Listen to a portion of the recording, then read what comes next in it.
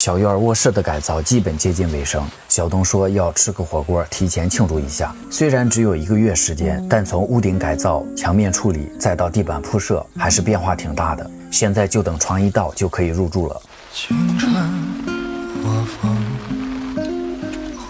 虽然一有时间就来，但基本上都扑在卧室的改造上了。院子里的花园被草占领了，山楂树好像也一下子长大了，就连这些小家伙都肉眼可见的长。大橘好像觉得自己是个人，所以每次我们吃饭的时候，他都吵吵的要上桌，所以弄得我们不得不把他们先喂饱。今天晚上吃涮羊肉就不带你们了。万事俱备，只欠蘸料，但山里买东西不方便，小东说要自己调一个，就是有点稠。烫辣椒油正好，一点点花椒面，挖开吃，盐，一点点糖，油得热透，稍微凉一下，把辣椒的香味炸出来了。哎呦，真香啊！我靠！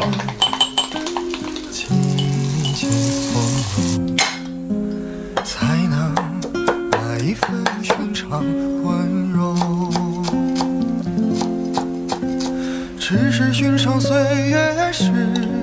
放点香油，书写风花雪月时，爱你的每个秋日都像春花未知，只是寻常岁月时，是些余生的样子，太温柔容易偏执，爱人却爱一次。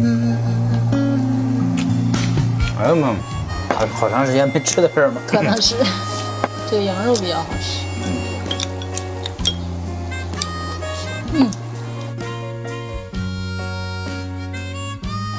来吧。啊！哎呦，这个樱桃酒真绝了，咱爹再不来抱不住了。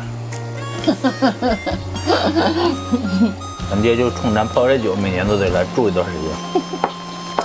酒照差不多回去。